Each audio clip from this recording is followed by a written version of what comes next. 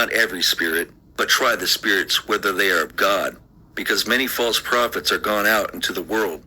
Hereby know ye the Spirit of God. Every spirit that confesseth that Jesus Christ is come in the flesh is of God. And every spirit that confesseth not that Jesus Christ is come in the flesh is not of God. And this is that spirit of Antichrist, whereof ye have heard that it should come, and even now already is it in the world. Ye are of God, little children, and have overcome them, because greater is he that is in you than he that is in the world. They are of the world, therefore speak they of the world, and the world heareth them.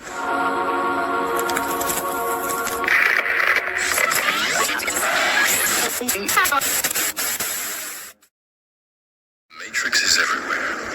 It is all around us. Even now, in this very room.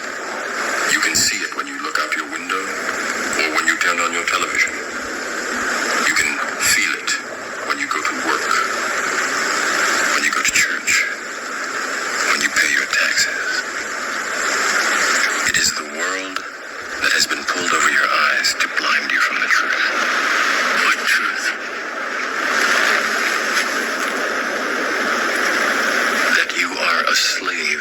Why is the world divided like this? It is not by accident. All of this is by very meticulously planned action. It is all done by design through the control systems that run our world. All you got to do at all times is follow the money. You'll get to the top and discover the Rothschild banking empire. With trillions at his disposal, far beyond global GDP, and with the greatest respect, beyond even the governments of the world's leaders. And their cronies, the banking families, and what is often referred to as the royal political elite. These families that control the world did not suddenly come into power in the last 100 years. We're talking about thousands of years of royal bloodline control of the world. So the motive becomes control more than money. After you have all the money in the world, what's next? We need a great reset, which he positioned as the solution to the world's most urgent issues. The dark reality of Schwab's agenda is detailed in his best-selling book, COVID-19, The Great Reset. His end-game mission is to replace independent governance with a top-down controlled, one world government and a central bank-controlled digital currency. I just would like to highlight what you said about the European Chips Act, because it's an important step to create the physical brain for digitalization and to have it located to a certain extent in Europe. Tout de ça, on parle de plus qu'on pourra s'implanter, ce sera comme ça. Certainement dans les 10 années à venir.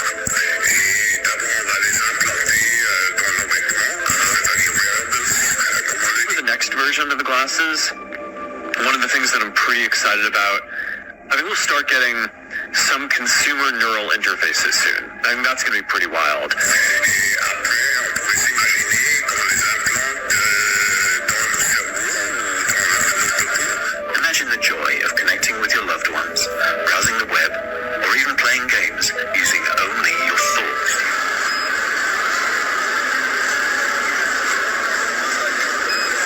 The microchips are already here. The microchip implants use the same technology that's in contactless credit cards. Et à la fin, peut-être il y a une communication directe entre notre cerveau et le monde digital. Ce que nous voyons, c'est une sorte de fusion du monde physique, digital et biologique. On appelle quelqu'un, on n'a même plus le réflexe de prendre un appareil, ça se fait naturellement. La technique continue le corps. Oui, vous parlez, vous dites, je peux maintenant être connecté avec n'importe qui. And this man wants the digital currency so bad, he can taste it. What exactly is a centralized digital currency? Well, it's a digital form of central bank money that is widely available to the general public. That's the actual definition of it. The action plan, it's the blueprint, the comprehensive plan that was signed on to by 178 nations plus the Holy See in 1992. It's the United Nations plan, and it's a plan to inventory and control all land, water, plants, minerals, construction, means of production, food, energy, everything on the planet, law enforcement, education, and of course, information and human beings. So this is, a comprehensive plan of action, an inventory and control plan. It's about data sharing.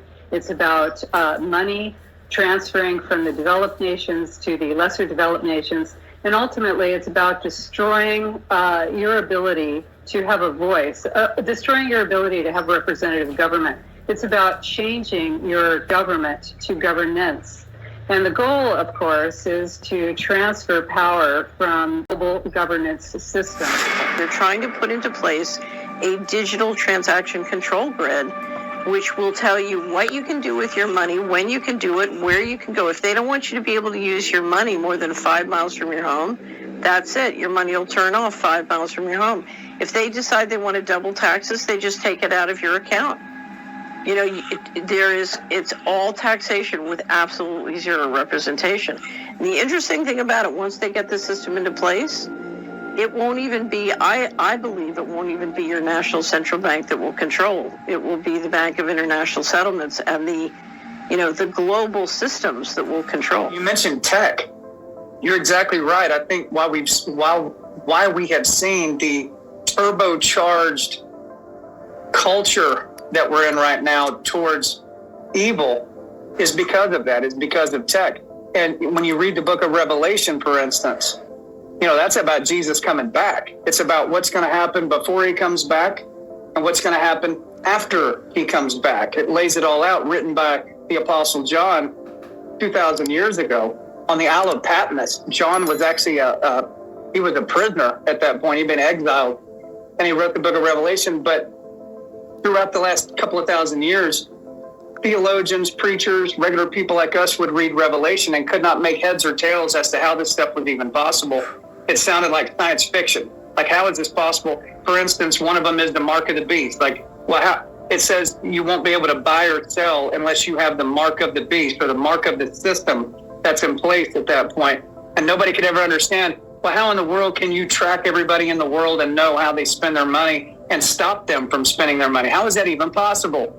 And then today in 24, we know about central bank digital currency. We know about globalism. We know about all these nations coming together that would love to just stranglehold the human population. So here we are, 2024. And I think today the reason you're seeing a lot of people starting to wake up and pick the book up and start to read it and start to open up is because they can feel that these things are now happening. This is a new era, 2024 and beyond. It's a new era. It's probably part of what got you to wake up, that you're seeing all these things going, what am I really looking at? Because a lot of what you're seeing just defies logic altogether. And it seems so outside that it doesn't even seem human-based. It seems like spiritual warfare, which is exactly what it is. In the book of Revelation, it talks all about that. It says, we wrestle not with flesh and blood, but with principalities and powers and the rulers of spiritual darkness of this earth. That's really what the battle and the war is. And the more we see going on in the world, at least for me, because I know what's really up, you can almost see it. I mean, you can see people who are controlled by one or the other. You can really see it. It's clear as a bell. Interesting how they all marched in perfect lockstep while chanting the same slogans. This pandemic has provided an opportunity. Here we are now with an economy in crisis, but with an incredible opportunity. It's certainly a major crisis, but it also offers us a unique opportunity. Unprecedented opportunity to rethink and reset. The great opportunity for reset. Opportunity for us to reset. For a reset. It's almost as if they all attended the same school of thought and studied under the same professor.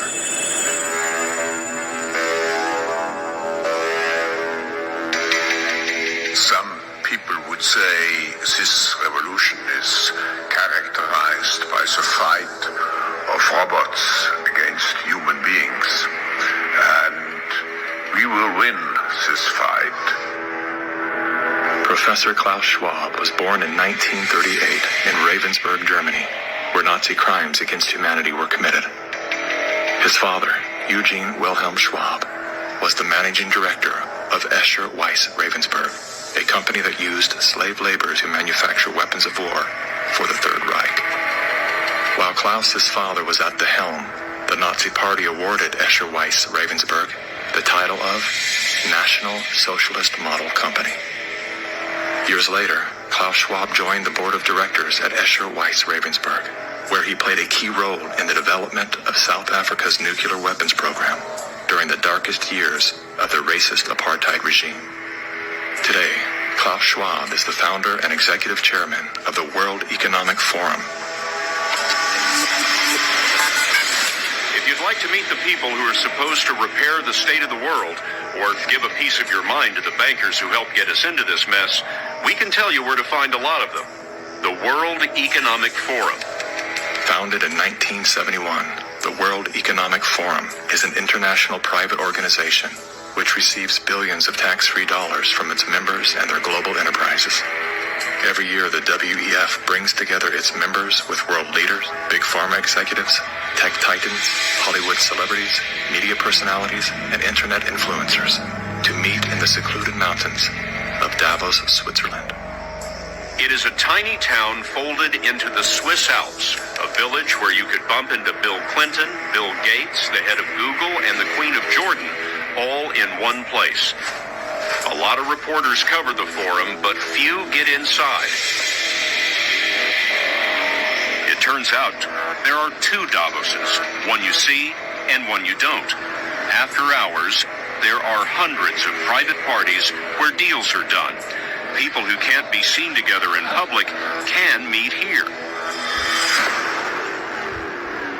Your Royal Highnesses, Excellencies, distinguished heads of state and government, the future is built by us, by a powerful community as you here in this room. Klaus Schwab, the founder of the WEF, is particularly upfront and even proud of his ability to shape and influence world politics. I created the community of global shapers as a means, as a force to shape our common future. And of course, their Global Young Leaders program is a grooming ground so that when they ultimately infiltrate cabinets, we penetrate the cabinets. They will likely tend to govern a certain way. Nobody will be safe if not everybody is vaccinated. The names and the countries he mentioned ended up being some of the most dystopian and authoritative during this pandemic. Names like Ms. Merkel, Vladimir Putin, and so on. Other names? Jacinda Ardern, Sebastian Kurz, Mauricio Macri, Mark Zuckerberg, Jack Ma, Gavin Newsom, Stéphane Bancel, Chelsea Clinton, Leonardo DiCaprio, Sanjay Gupta, Dr. Leana Wen, Alexander and Jonathan Soros, George Soros' sons, and several of the Rothschilds. And of course... Now who could represent such a world better than you, Prime Minister? See something suspicious in the parking lot or in the store, say something immediately. See it, say it, sort it. But we are concerned about plaguing our country. The sharing of biased and false news has become all too common on social media. More alarming, some media outlets publish these same fake stories without checking facts first. The sharing of biased and false news has become all too common on social media. More alarming, some media outlets publish these stories simply aren't true without checking facts first. Unfortunately, some members of the media use their platforms to push their own personal bias and agenda to control exactly what people think, and this is extremely dangerous to our democracy. this is extremely dangerous to our democracy. This is extremely dangerous to our democracy. This is extremely dangerous to our democracy. This is extremely dangerous to our democracy. This is extremely dangerous to our democracy. This is extremely dangerous to our democracy. This is extremely dangerous to our democracy. This is extremely dangerous to our democracy. This is extremely dangerous to our democracy. This is extremely dangerous to our democracy. This is extremely dangerous to our democracy. This is extremely dangerous to our democracy. This is extremely dangerous to our democracy. This is extremely dangerous to our democracy. This is extremely dangerous to our democracy. Microsoft founder Bill Gates is the largest private owner of American farmland. Gates alone holds over 275,000 acres across 19 states. Intelligent design of some god above the clouds.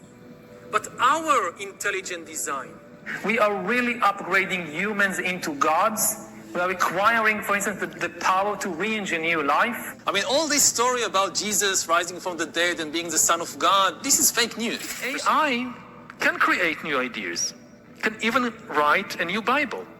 Throughout history, religions dreamt about having a book written by a superhuman intelligence, by a non-human entity. Every religion claims our book, all the books of the other religions, humans wrote them. But our book, no. It came from some superhuman intelligence.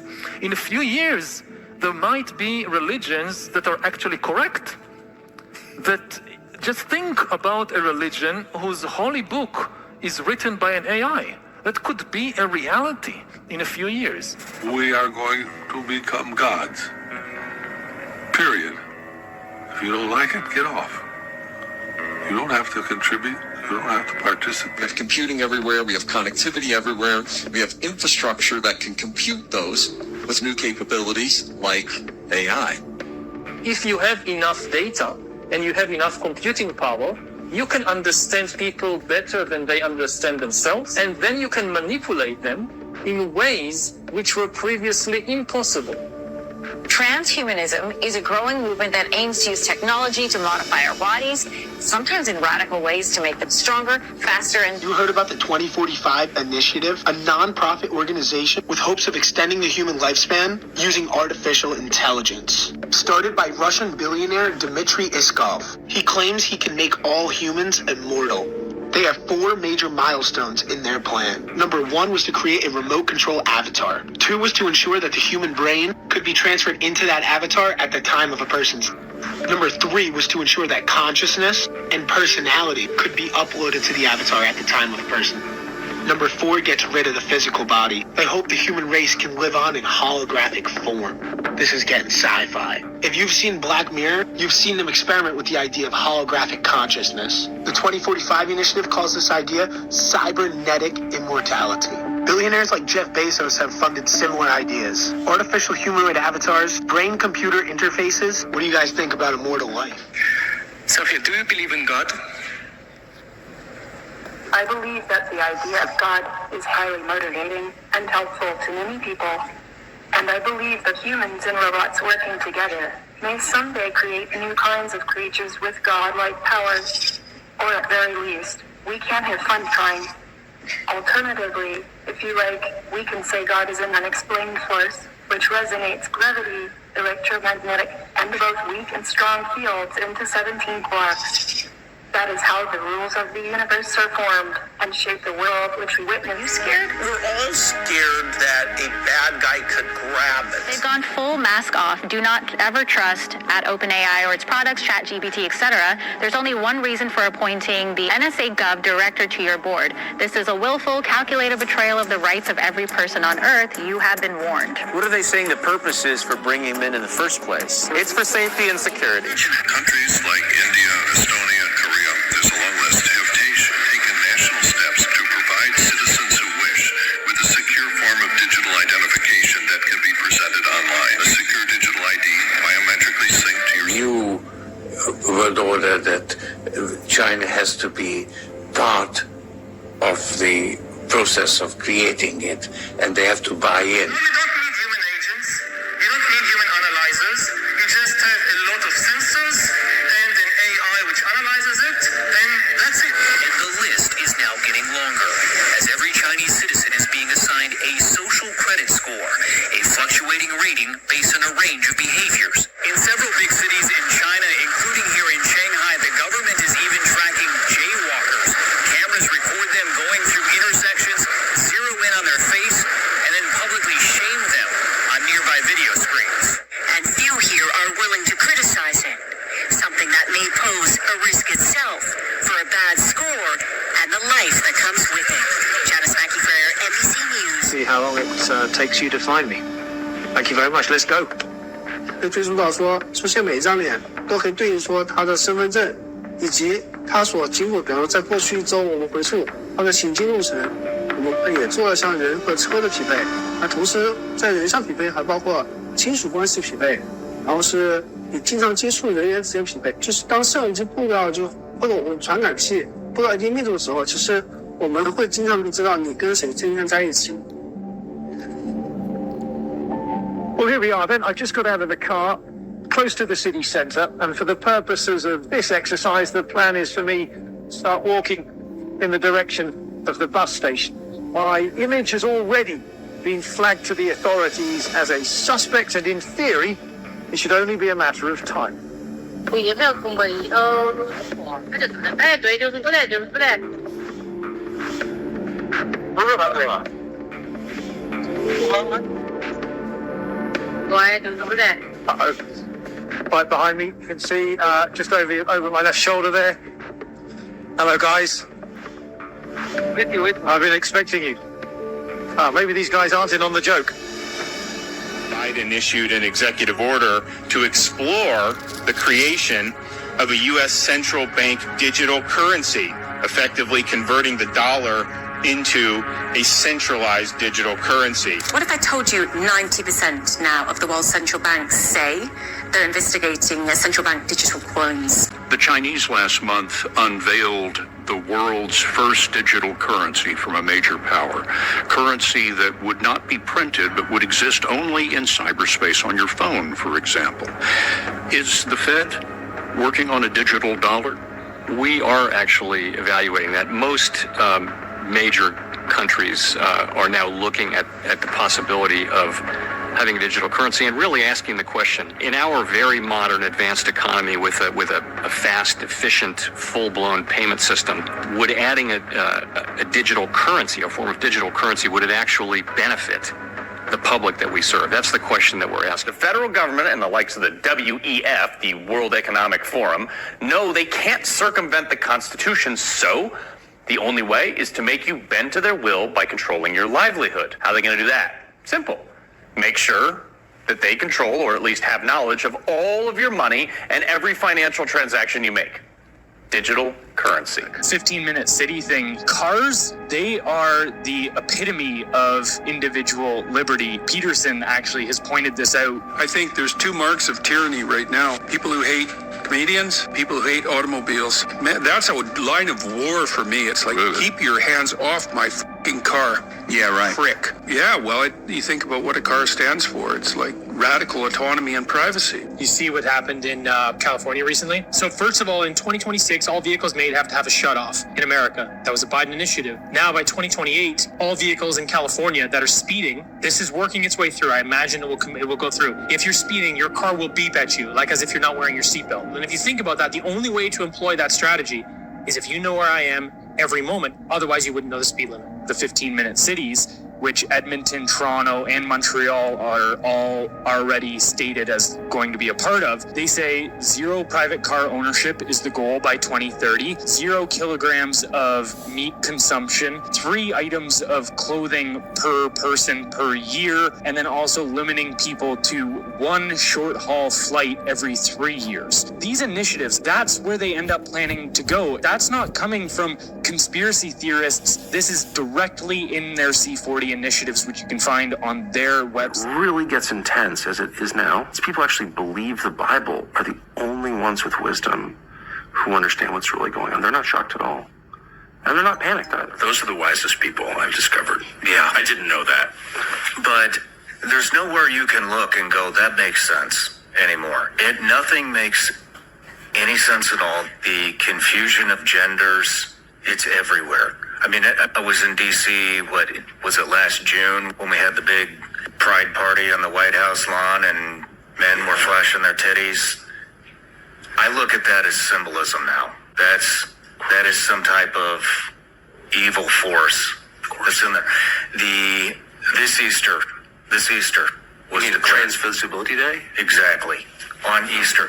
With Easter bunnies and Easter eggs and the White House letterhead declaring that day Transvisibility Day.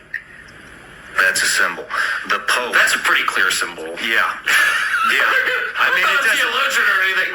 When you replace Easter with Day, I think maybe you're making a statement about transcendent matters. It's not just about politics. Mm-hmm. But the shit's everywhere.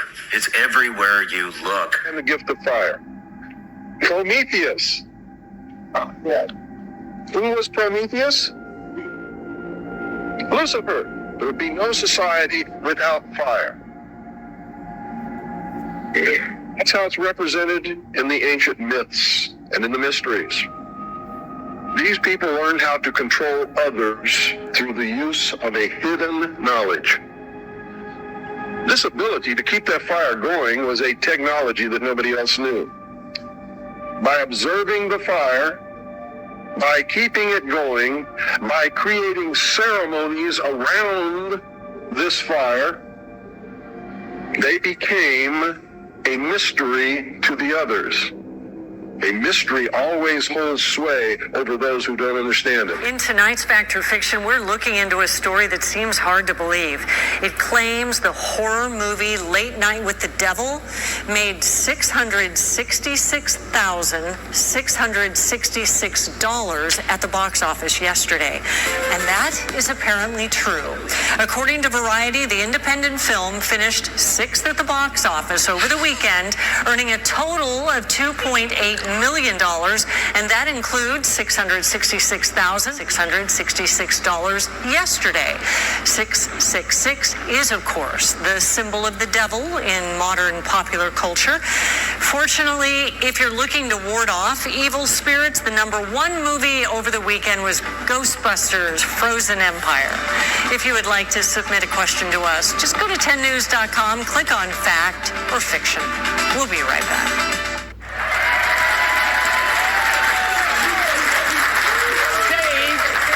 Welcome to the show. It's a pleasure having you.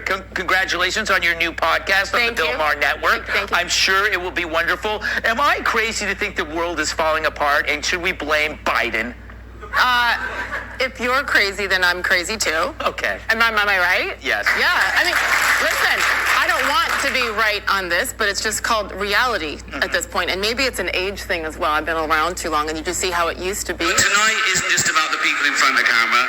In this room are some of the most important TV and film executives in the world. People from every background, but they all have one thing in common. They're all terrified of Ronan Farrow. Ronan Farrow's explosive reporting on Harvey Weinstein's alleged sexual abuse of women helped to launch the Me Too movement in 2017, winning him and other reporters a Pulitzer Prize the year after. He's coming for you. He's coming for you. Look, talking of all you perverts, it was a big year. It was a big year for paedophile movies. Surviving R. Kelly, Leaving Neverland, Two Popes. Shut up. I don't care. No one cares about movies anymore. No one goes to the cinema. No one really watches network TV. Everyone's watching Netflix. This show should just be me coming out going, well done Netflix, you win everything. Good night. But no, we got to drag it out for 3 hours. You could binge watch the entire first season of Afterlife instead of watching this show. That's a show about a man who wants to kill himself because his wife dies of cancer, and it's still more fun than this, okay? Spoiler alert, season 2 is on the way, so in the end, he obviously didn't kill himself, just like Jeffrey Epstein. Shut up! I know he's your friend, but I don't care. You had to make your own way here in your own plane, didn't you? The world got to see James Corden as a fat pussy.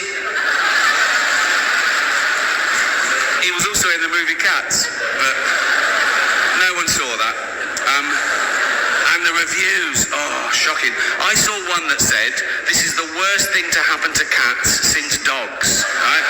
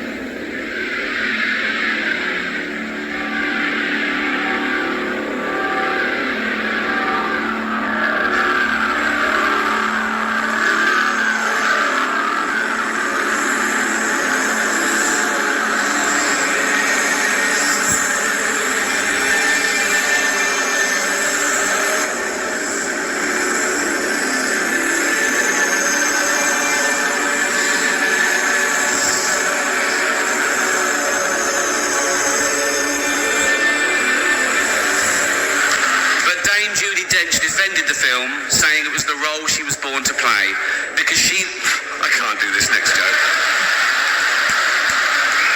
Because she loves nothing better than plonking herself down on the carpet, lifting her leg and licking.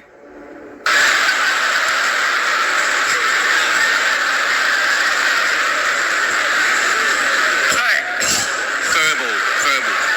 She's old school. It's the last time. WikiLeaks released email in 2016 involving Hillary Clinton say, quote, "I will be sacrificing a chicken in the backyard to Moloch." Carthage was a city located in modern-day Tunisia, destroyed during the Third Punic War in 146 BC. The archaeologists quickly found tens of thousands of urns buried beneath the earth. The urns contained the bones and ashes of animals. Among the discoveries, the archaeologists also unearthed various artifacts with the inscription MLK. And thanks to hidden camera footage released to the public, a modern-day ritual involving Moloch happens yearly at the infamous site of Bohemian Grove. You see, Bohemian Grove is a camp retreat for the most elite people of the world. This includes celebrities, politicians, ultra-wealthy business people, and even U.S. presidents. The footage depicts a bizarre gathering around a wooden statue of an owl, the symbol of Bohemian Grove. Members stand around it, dressed in strange costumes, chanting and praying to the owl. Then the owl is set on fire with a torch as members chant and applaud amidst the blaze. There is now debate online that this owl is supposed to symbolize Molech. Do you know what makes me special? I'm a queer. And I'm a The reason there's so many lies that humanity is embracing, the lies that are being embraced by humanity are setting humanity up for the destruction. They forgot one person, Jesus, who is the way, the truth, and the light. Now look, the churches are responsible. A weak, immoral, disconnected, ignorant, and unhealthy population is an easy target for the next stage, the creation of an entire generation of androgynous beings. Masculinity is under attack psychologically, culturally, and biologically. Many of the famous, if you will, 150-year-old preachers would always say that if Christianity were to die in America, it would die because the pulpits are dead. That's my version. But the point being is that we're at now a total embrace by them who are claimants to Christianity of every foul and unclean spirit that has been able to deceive them because of one thing: they have denied the testimony of Jesus. It's an evil psyop with a clear agenda to get us closer to transhumanism by making us question the most fundamental notion of human identity, our agenda. We are one or two events away from living in the Stone Age again. And I think it could happen in our lifetime, and it could happen to you and I. Like, I'm really convinced that the fabric of society is way more fragile than anyone appreciates. Yeah. We've got a trifecta of items ready to be unleashed at this time: the Beaufort Gyre, the AMOC collapse, and a Heinrich event. For those who don't know, a record amount of cold, fresh water is in the Beaufort Gyre, and when it releases, it's going to be a big deal. Yale University called this the cold climate bomb just a few years ago as the record fresh water was accumulating, and as we learned just last year, it has stabilized its maximum accumulation, and it is ready to release. This is going to amplify the collapse of the AMOC, the Atlantic Meridional Overturning Circulation, which scientists believe could begin its demise in as little as 2 years from now. Now, while you can read any scientific paper on the AMOC collapse and find out how it's going to drive major cold, the Weather Channel said it best just a couple weeks ago. It's going to be similar to the scenario from the Ice Age movie, The Day After Tomorrow. But it actually gets worse, because the historical cold maker is happening right now as well. We are entering a Heinrich event. These occur when too much polar heat melts ice, and that contributes to the cooler, fresher ocean, but on a massive scale. One of the best modern studies complementing the mountain of historical studies is this one: more cold, more storms. That's what happens when you melt the polar region.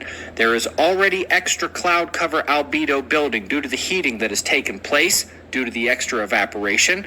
And when the tipping point in the oceans occurs from there being colder and fresher, creating colder winds and more easily producible sea ice in winter, things are going to swing the other way very quickly here on Earth.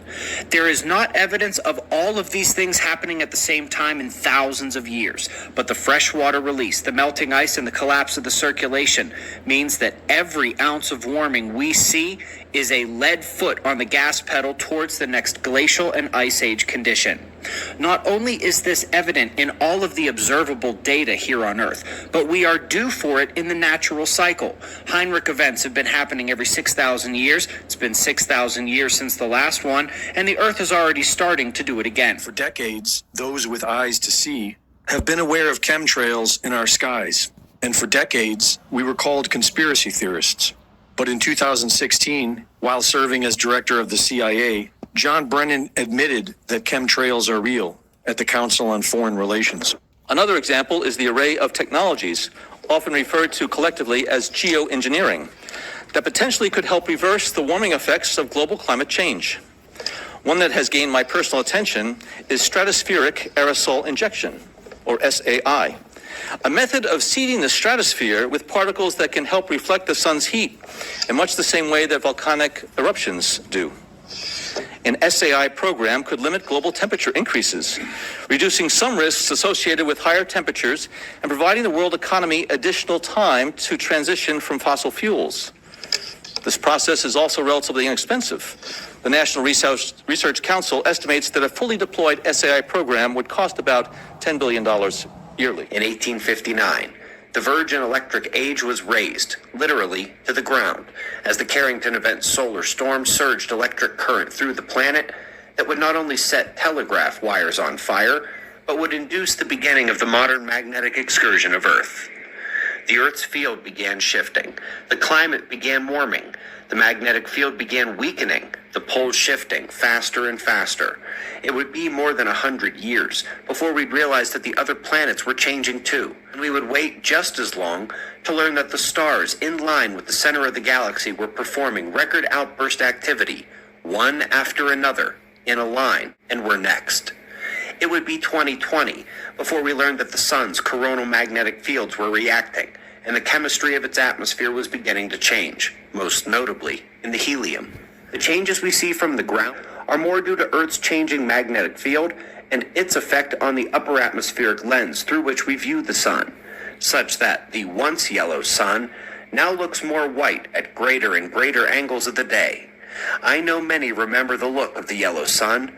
I'm just old enough to remember it looking white near the noon position and thinking, maybe it's just too bright to see the yellow properly way up there. First horseman, dressed in white, wearing a crown at the top of the sky. That takes us from 1859 to today. And the big question is, what happens next? Man is about to get an eviction notice. They just don't know it. The Earth is about to endure something, and this is not hopeful. This is not wishful thinking. This is not some tool of rhetoric, right? This is absolute. We're going to have a big problem with our magnetosphere. Just so that folks understand this, without the magnetosphere, we're going to be, many things will be set on fire. We're about to undergo a magnetosphere moment where our magnetosphere becomes quite chaotic. This is going to happen right before it totally goes away. So we'll have 10 days without a magnetosphere. Nothing facing the sun will survive. Not one soul better be caught outside. Anybody not wearing 2 million sunblock is going to have a real bad day. Get it? Prophecies within the New Testament predict a period of extraordinary tribulation. 7 years of mounting calamities, climaxing with the end of days. The prophecies foretell that we will experience unprecedented suffering and great cataclysms. It is said that it will be worse than any other natural disaster in the history of humankind. I have a story to tell. It It is absolutely the most important thing nobody is talking about. Earth has a disaster cycle, and it is about to happen again.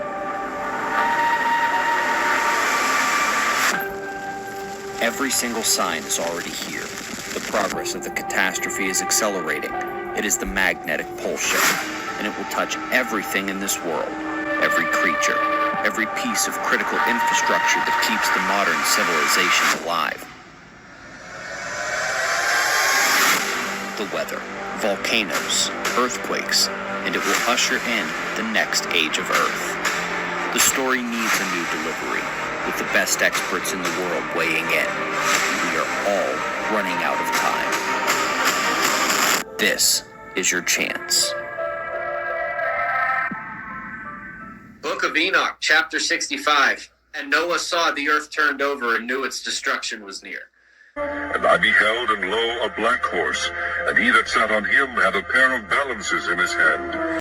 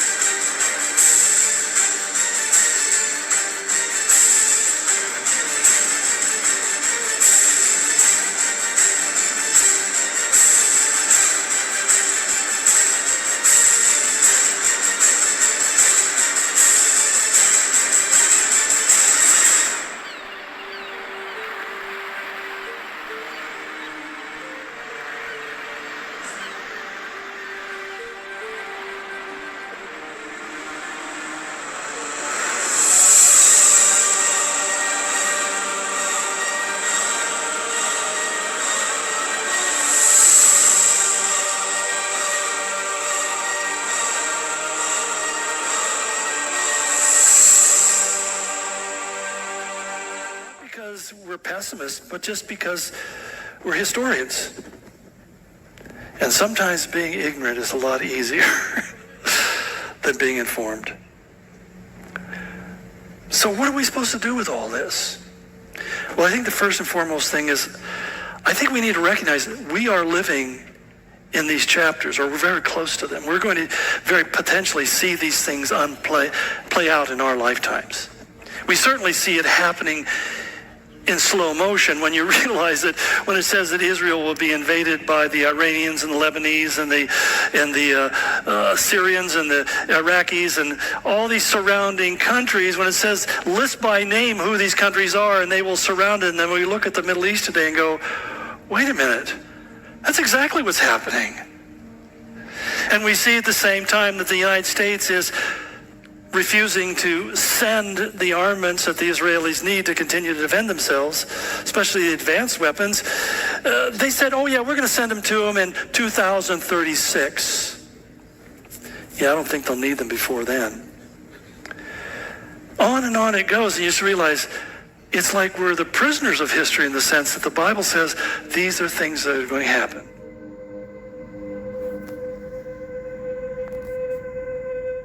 We're at that point. Wake up. Figure out which side you're on. This is where we hold them. This is where we fight. And these shield boys. The moral to be drawn from this dangerous nightmare situation is a simple one. Don't let it happen. It depends on you.